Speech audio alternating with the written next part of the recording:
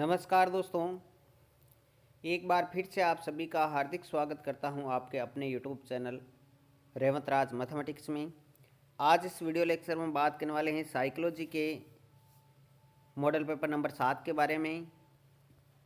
और इससे पहले के टेस्ट यदि आपने नहीं दिए हैं तो आप प्लेलिस्ट में जाके देख सकते हैं। वीडियो को लाइक और शेयर कर दीजिए। यदि चैनल पर फर्स्ट टाइम है और आप रीट की तैयारी कर रहे हैं तो चैनल को लाल बटन दबाकर सब्सक्राइब ज़रूर कर लीजिएगा।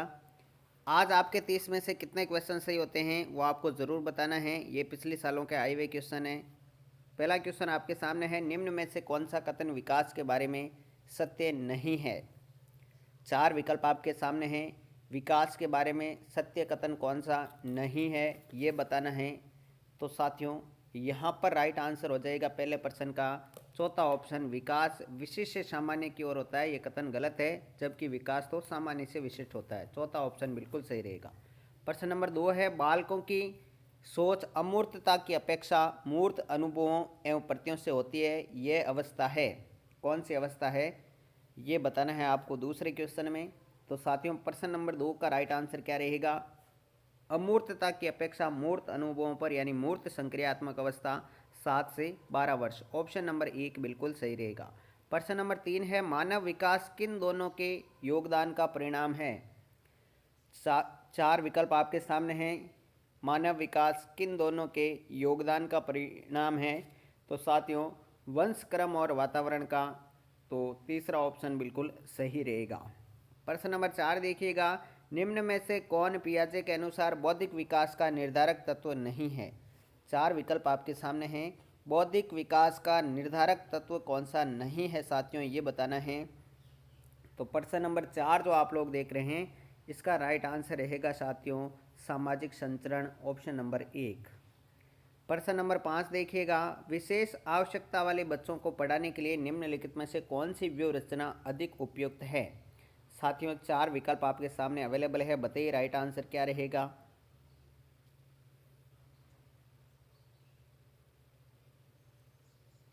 प्रश्न नंबर 5 का राइट आंसर रहेगा ऑप्शन नंबर 3, सहकारी अधिगमक तथा पीयर ट्यूटरिंग द्वारा अनुशिक्षण, सहपाठियों द्वारा अनुशिक्षण करवाना। तीसरा ऑप्शन बिल्कुल सही रहेगा। प्रश्न नंबर 6 देखिएगा, समस्या का अर्थ को जानने की योग्यता वातावरण के दोषों, कमियों एवं रिक्तियों के प्रति सजगता विशेषता है। 4 विकल्प आपके सामने है साथियों। समस्या का अर्थ को जानने की योग्यता वातावरण के दोषों, कमियों एवं रिक्तियों के प्रति सजगता की विशेषता कौन सी है। तो ये है सृजनात्मक बालकों की विशेषता। ऑप्शन नंबर 4 साथियों बिल्कुल सही आंसर, 3 सही आंसर रहेगा। प्रश्न नंबर 7 देखिए, एक कॉलेज जाने वाली लड़की ने फर्श पर कोट फेंकने की आदत डाल ली है। लड़की की मां ने उससे कहा कि कमरे से बाहर जाओ और कोट को खूंटी पर टांगो। लड़की अगली बार घर में प्रवेश करते ही कोट को हाथ पर रखकर एक अलमारी की तरफ जाकर कोट को खूंटी पर टांग देती है। यह उदाहरण किसका है। 4 विकल्प आपके सामने है साथियों। प्रश्न नंबर यहाँ पर 7 है, इसका राइट आंसर क्या रहेगा साथियों। ऑप्शन नंबर 1 श्रृंखलागत अधिगम का है, पहला ऑप्शन करेक्ट आंसर। प्रश्न नंबर 8 देखिएगा, बाह्य अभिप्रेरणा में सर्वाधिक समावेशित किया जाएगा। 4 विकल्प आपके सामने है साथियों। बाह्य अभिप्रेरणा में सर्वाधिक समावेशित किया जाएगा। तो साथियों प्रश्न नंबर 8 का राइट आंसर इनमें से सभी रहेगा, यानी प्रशंसा, दोषारोपण, प्रतिद्वंदता, पुरस्कार, दंड और परिणाम का ज्ञान। चौथा ऑप्शन सही रहेगा। प्रश्न नंबर 9 है, जिस प्रक्रिया में व्यक्ति दूसरों के व्यवहार को देखकर सीखता है न कि प्रत्यक्ष अनुभव के, उसको क्या कहा जाता है। तो साथियों जिस प्रक्रिया में व्यक्ति दूसरों के व्यवहार को देखकर सीखता है न कि प्रत्यक्ष अनुभव के, उसे सामाजिक अधिगम कहा जाता है, पहला ऑप्शन करेक्ट आंसर रहेगा। प्रश्न नंबर 10 देखिएगा, अधिगम निर्योग्यता का लक्षण है। 10वां प्रश्न आपके सामने है, अधिगम निर्योग्यता का लक्षण कौन सा है। तो साथियों ये हो जाएगा अवधान संबंधी बाधा या विकार, ऑप्शन नंबर 3 करेक्ट आंसर रहेगा। वीडियो को लाइक नहीं किया तो लाइक ज़रूर कर दीजिएगा। 11वां प्रश्न है, अधिगम को प्रभावित करने वाला व्यक्तिगत कारक कौन सा है। 4 विकल्प आपके सामने हैं। अधिगम को प्रभावित करने वाला व्यक्तिगत कारक कौन सा हो जाएगा साथियों? परिपक्वता एवं आयु। ऑप्शन नंबर 4 करेक्ट आंसर बनेगा। प्रश्न नंबर 12 देखिए, क्रिकेट खिलाड़ी अपनी गेंदबाजी के कौशल को विकसित कर लेता है पर यह उसके बल्लेबाजी के कौशल को प्रभावित नहीं करता है, इसे कहते हैं। 4 विकल्प आपके सामने हैं। एक, क्रिकेट खिलाड़ी अपनी गेंदबाजी के कौशल को विकसित कर लेता है पर बल्लेबाजी के कौशल को विकसित नहीं कर पाता है या प्रभाव नहीं डालता है, तो इसका राइट आंसर रहेगा शून्य प्रशिक्षण अंतरण। तीसरा ऑप्शन बिल्कुल सही रहेगा। प्रश्न नंबर 13 देखिएगा, निम्न में से कौन सा कथन किसी व्यक्ति के मानसिक स्वास्थ्य को उत्तम रूप से प्रदर्शित करता है? साथियों 4 विकल्प आपके सामने हैं। कौन सा कथन किसी व्यक्ति के मानसिक स्वास्थ्य को उत्तम रूप से प्रदर्शित करता है? राइट आंसर रहेगा ऑप्शन नंबर 1, पूर्ण अभिव्यक्ति, संगतिकरण और सामान्य लक्ष्य की और निर्देशन। पहला ऑप्शन करेक्ट आंसर बनेगा। आगे बढ़ते हैं अगले प्रश्न की ओर। प्रश्न नंबर 14 आपकी स्क्रीन पर है। फ्राइड, पियाजे एवं अन्य मनोवैज्ञानिकों ने व्यक्तित्व विकास की विभिन्न अवस्थाओं के संदर्भ में व्याख्या की है, परंतु पियाजे ने, 4 विकल्प आपके सामने हैं दोस्तों। पियाजे ने क्या किया? विभिन्न अवस्थाओं को समझने के लिए संज्ञानात्मक बदलाव के बारे में कहा। ऑप्शन नंबर 3 करेक्ट आंसर बनेगा। प्रश्न नंबर 15 देखिएगा, गिलफोर्ड ने अभिसारी चिंतन पद का प्रयोग किसके समान अर्थ में किया है? इम्पोर्टेंट है सवाल ये। गिलफोर्ड ने अभिसारी चिंतन पद का प्रयोग किसके समान अर्थ में किया है साथियों? यहाँ पर राइट आंसर क्या रहेगा साथियों? सृजनात्मकता। Option number 2। आगे बढ़ते हैं 16वें की ओर। निम्न में से कौन सा कथन रुचि के बारे में सत्य नहीं है? तो बताइए, रुचि के बारे में कौन सा कथन सत्य नहीं है साथियों? प्रश्न नंबर 16 आप लोगों की स्क्रीन पर है, ध्यानपूर्वक पढ़िए।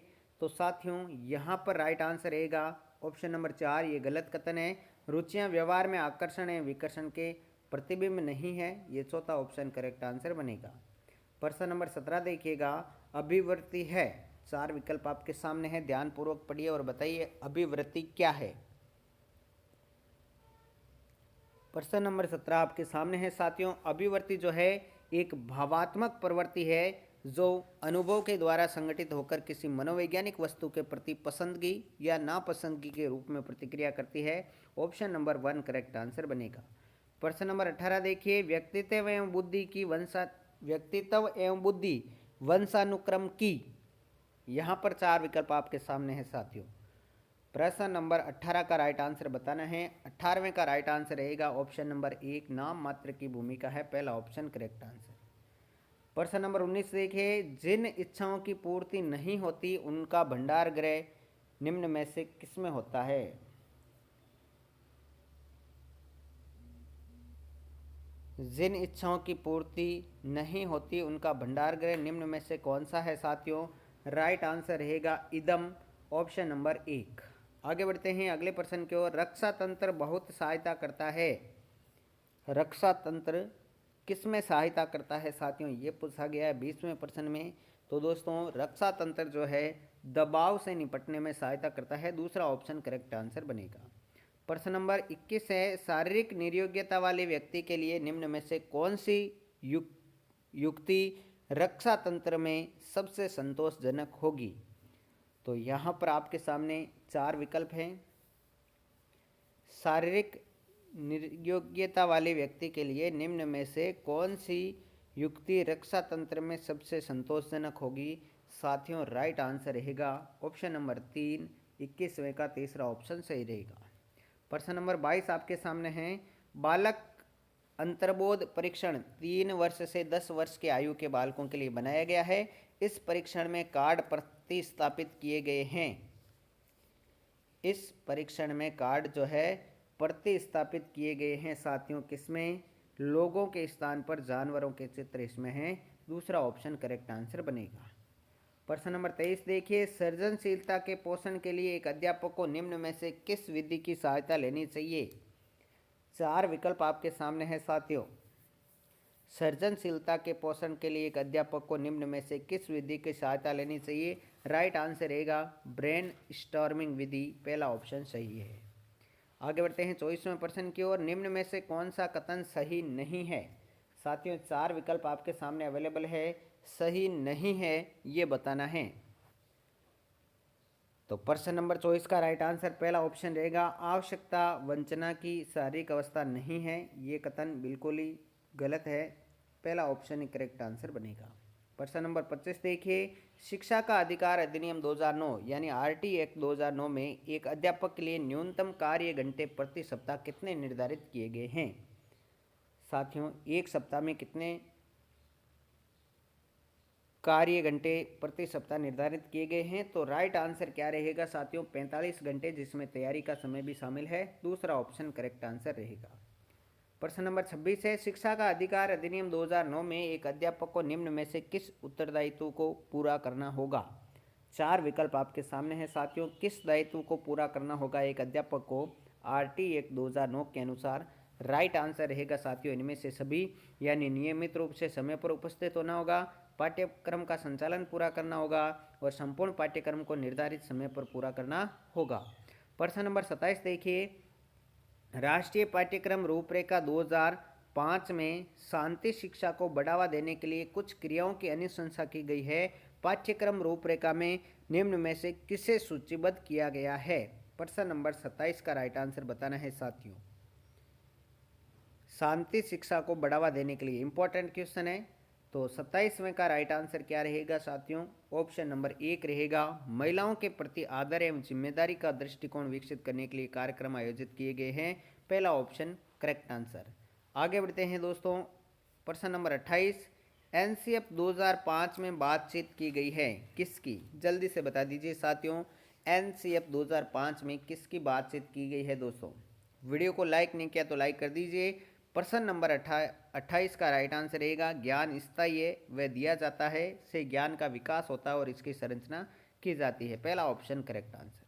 प्रश्न नंबर 29 देखिए, क्रियात्मक अनुसंधान का उद्देश्य क्या है? एक प्रश्न क्रियात्मक अनुसंधान से 100% पूछा जाना है साथियों। तो क्रियात्मक अनुसंधान का उद्देश्य क्या है ये आपसे पूछा गया है। तो राइट आंसर रहेगा तीसरा ऑप्शन, विद्यालय तथा कक्षा की शैक्षिक कार्य प्रणाली में सुधार लाना। ठीक है, पहला तीसरा ऑप्शन करेक्ट आंसर रहेगा। प्रश्न नंबर 30 देखिए, एनसीएफ 2005 के अंतर्गत परीक्षा सुधारों में निम्न में से किस सुधार को सुझाया गया है? परीक्षा सुधारों में निम्नलिखित में से किस सुधार को सुझाया गया है एनसीएफ 2005 में? राइट आंसर क्या रहेगा साथियों? ऑप्शन नंबर 4, इनमें से सभी, यानी खुली पुस्तक परीक्षा होनी चाहिए, सतत और निरंतर व्यापक मूल्यांकन होना चाहिए, सामूहिक कार्य मूल्यांकन होना चाहिए। ऑप्शन नंबर 4 करेक्ट आंसर बनेगा। तो मेरे प्यारे साथियों, ये थे आज के साइकोलॉजी के 30 इंपॉर्टेंट प्रश्न जो कि रीट 2011 के थे। आपके 30 में से कितने सही हुए आप ज़रूर बताएं। वीडियो को लाइक और शेयर कर दीजिएगा। आपको लगातार इस चैनल पर जो है मॉडल पेपर मिलते रहेंगे। मिलते हैं अगले वीडियो में साथियों, तब तक के लिए जय हिंद, जय भारत, थैंक यू।